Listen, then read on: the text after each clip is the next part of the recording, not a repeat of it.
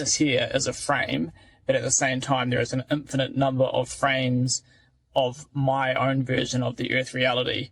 Obviously, like there will be 8 billion people experiencing their individual frame, but then there's also the frames of perception from like the trees and the plants, the fishes, the animals, etc.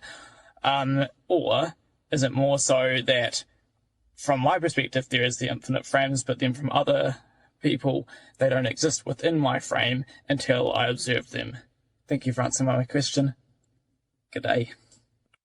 Yes, to a degree, but understand that even though there are infinite frames in all the directions that you mentioned, not all of them are relevant for your particular timeline experience. So while they all exist, you only experience a finite number of them in any given lifetime or timeline. And you only experience those who have frames that, as you say, you are willing to observe, willing to interact with. You create similar frames that allow you the experience of interaction, even though you're not actually in the same frame. All right, good day, good day. Good day, my friend. Oh, so exciting to see you again. All my love. Bashar, I've heard it described by the channel, what was it? Niagara Falls through a garden hose. Acting on the formula, that last part, remaining in a positive state no matter what happens. I've noticed there's some physical feelings I get. What is this? Certain things are dissolving, and physically speaking, I'm feeling like almost like a cobweb on my face, some certain things. Is this natural? It can be one of the effects of allowing your neurological net to realign itself and be upgraded to receive higher frequency energies. You will get used to it. Okay, okay. Very good, very good. And I think that's pretty much about it. With that, thank you very much. All my love, and all my love to everyone else. Our unconditional love to you as well. Aveo. Aveo.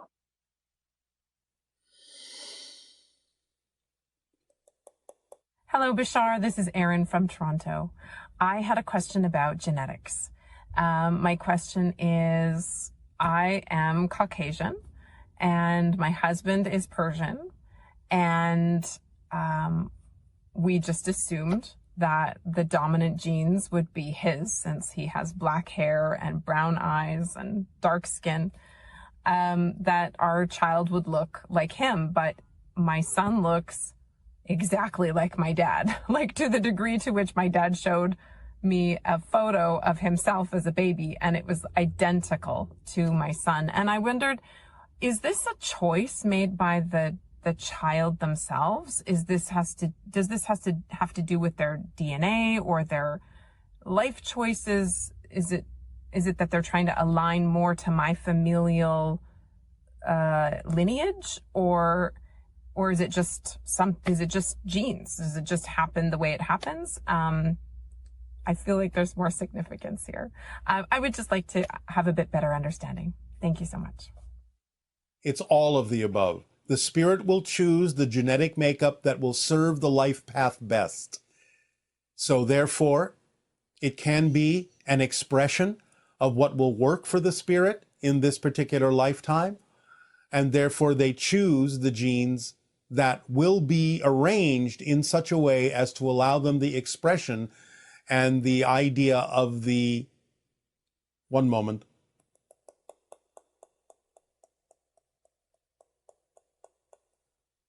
strongest connection to the future hybrids possible. Good day. Hi, Bashar.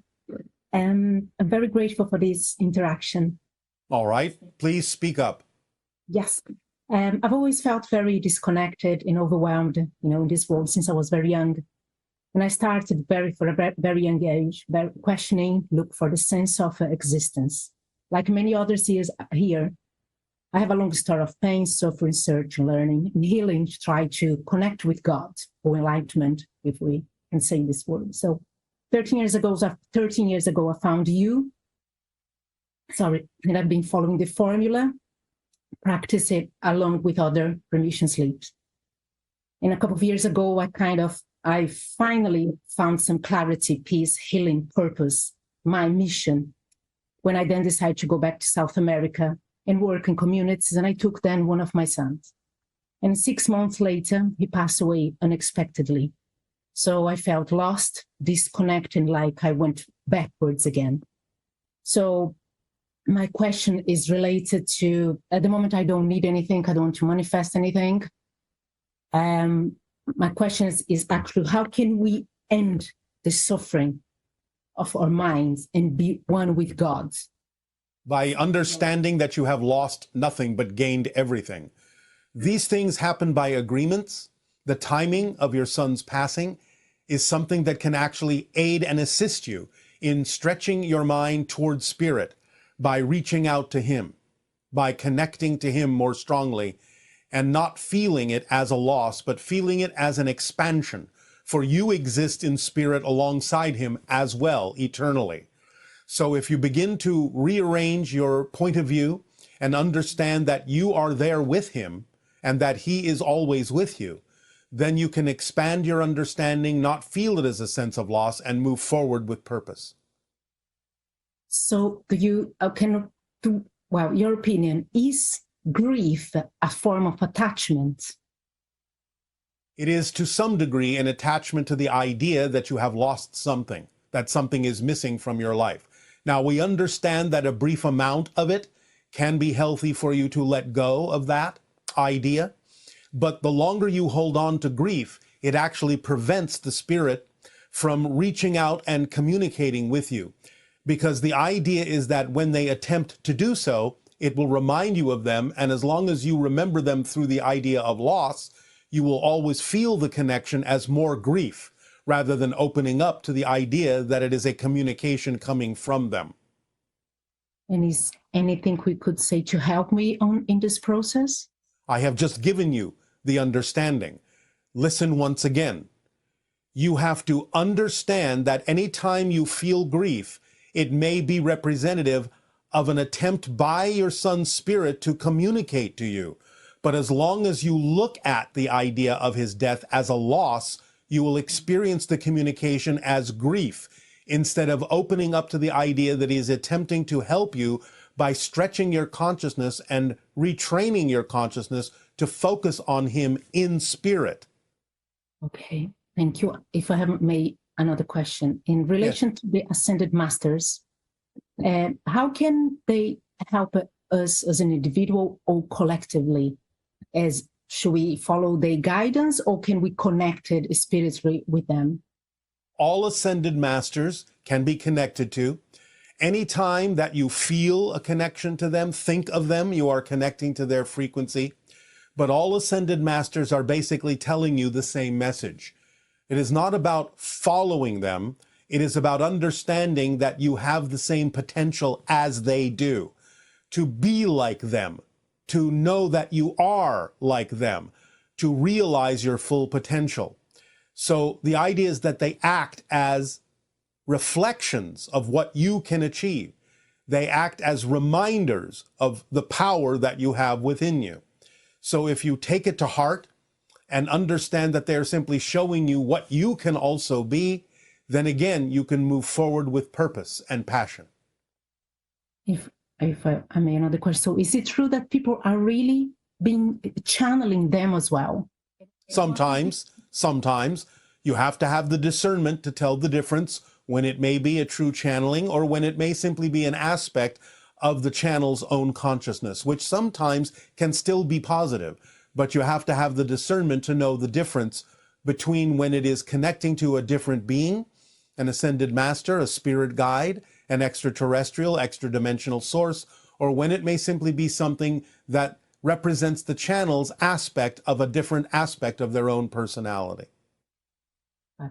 The idea fundamentally is, if the information is positive, constructive, self-empowering, then it doesn't really matter where it comes from, as long as it benefits you in your life and allows you the opportunity to exercise your free will to be who you are.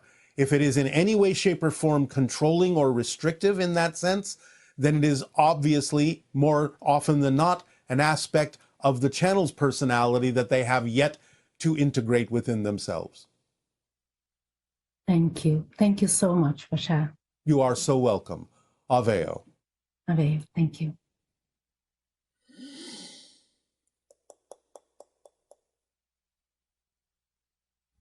Hello, Bashar. I understand the concept that there is only me in the room, meaning that I have my own production house creating my own movie. But what about other people who also play a part in my movie? Do I have a say as to how they react, behave, or interact with me?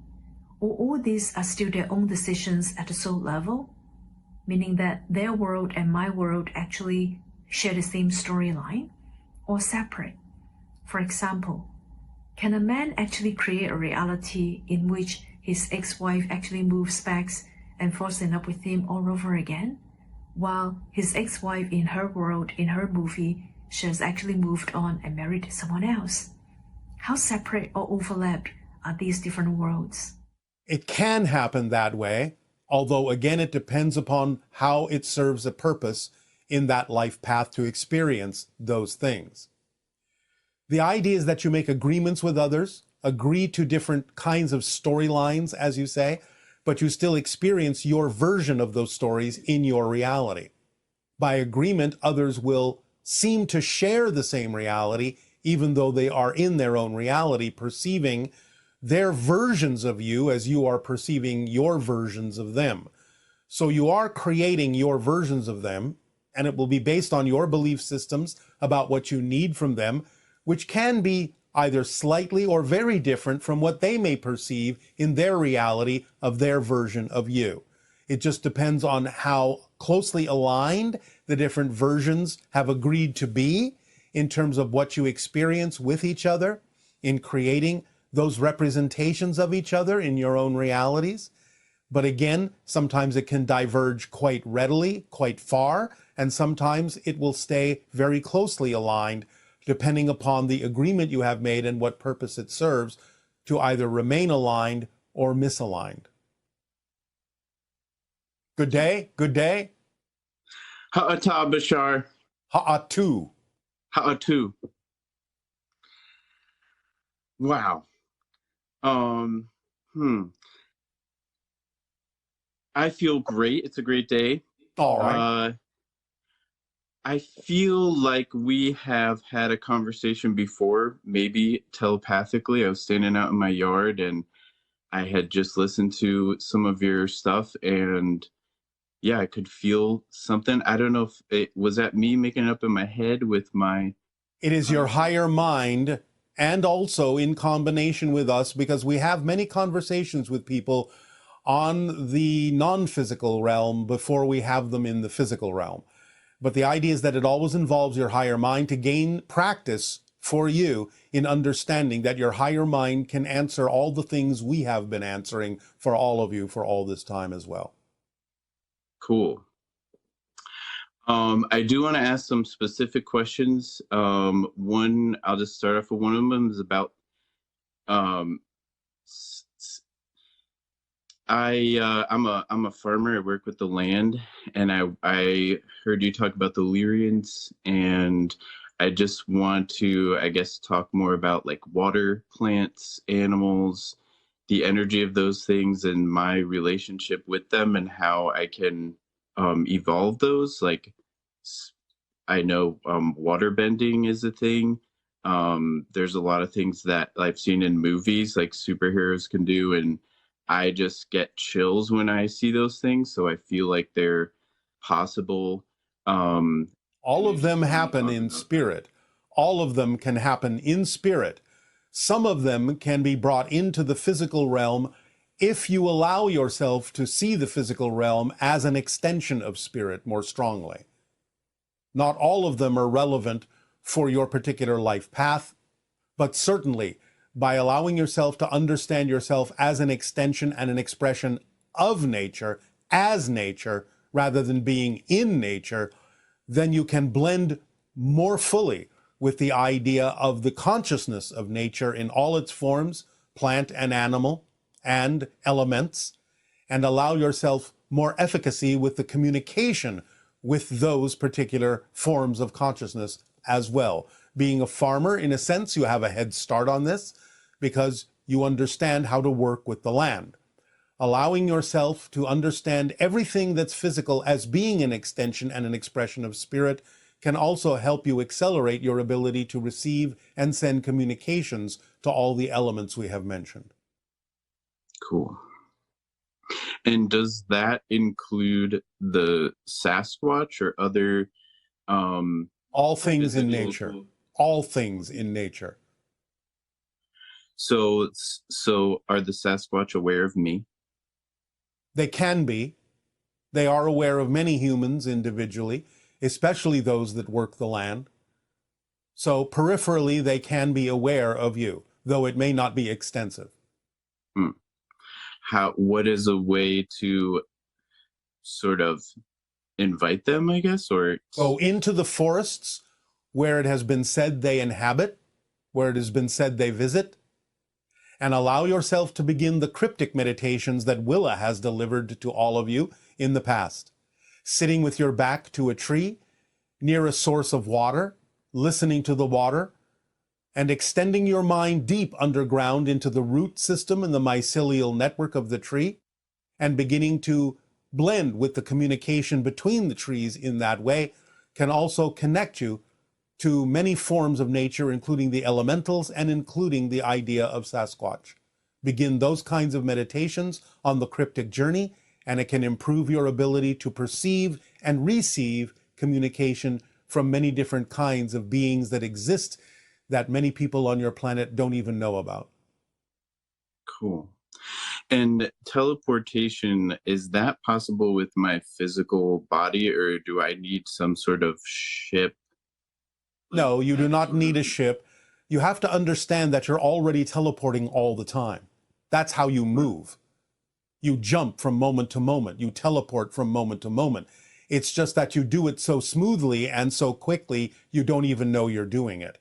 So getting a deeper understanding of the fact that you're already doing it, because every moment you shift to a different reality, literally a different universe, you are teleporting constantly. Even to have the experience of a movement like this requires teleportation through billions of different parallel universes. So if you understand more deeply that you're already teleporting, you can increase your vibration to be able to perceive the rate at which you are already teleporting to create the sensation of movement, which is an illusion. And therefore, by increasing your frequency, you can match the frequency more readily of how you are shifting from reality to reality and perceive that you are always teleporting. And in doing that, you can learn to teleport in different ways that are more perceivable by those around you. But again, it depends on whether this is relevant for your life path. Cool. And I've heard you say before that when the earth changes, it's not the earth changing, it's me shifting into different versions of earth. As I just explained again. Yeah. So what is my desire to regenerate the earth, to regenerate the land, if it's me shifting into something different? The desire is to be a living example of the state of being and the actions that go along with that state of being that allow others to see in you how they can also choose to shift to versions of Earth that are more reflective of what they prefer. Cool. And one of my last questions here, I want to get a little bit more specific about my personal myself. I know that I also listen to Abraham Hicks, so I know that in my vortex, there's this all around me is this pure, massive well-being. And I know that there are some thoughts that may be formed beliefs that resist me allowing who I am to flow. And those thoughts are what I want to get at so that I can, I guess, All right. identify them. Well, the easiest way to do that is ask yourself how it serves you to hold on to them, because you don't hold on to anything that you don't believe serves you. So you have to look for the structure and the nature of what the belief is telling you and realize that you may have a belief that is causing you to be afraid to move forward because the belief is telling you that if you do let go, something worse will happen. So you have to find out what that belief is saying to you to see that it's nonsensical and not a fact. It's just a story. And is that something that you're able to see in me? Or how do you? I can only tell you how to allow yourself to discover it. Because again, this goes to the motivational mechanism. Listen carefully. You hold on to anything you believe serves you, even if it's a negative thing, because you believe the alternative would be worse. So you'll hold on to even something negative if you believe it's the safer alternative.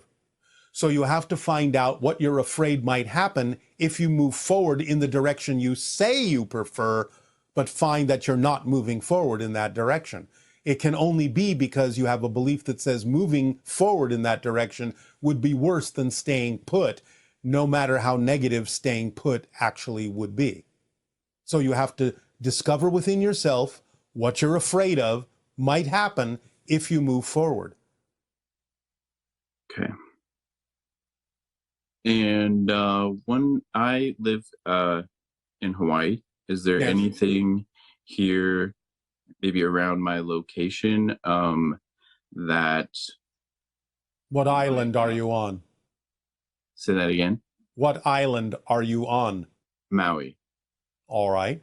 You understand that Haleakala is the heart chakra of the world, yes? Yes. The heart vortex.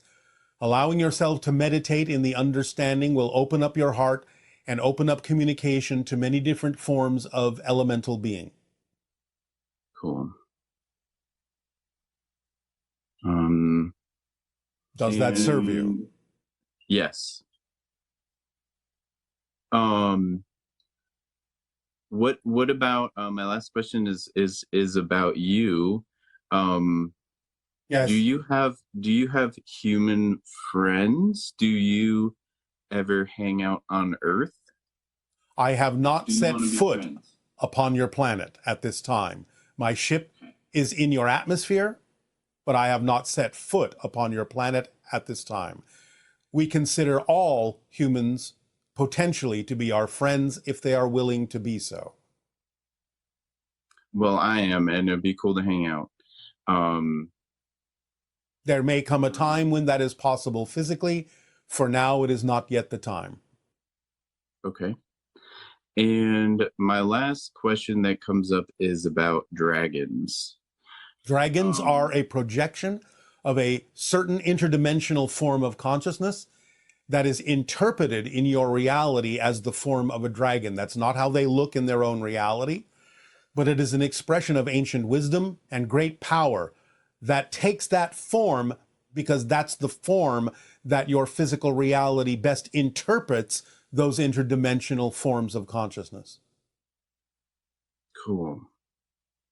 Okay. So the Thank moho. You said that was your last question. Yes. Thank Then you. we thank you for your interaction, our unconditional love to you. Aveo.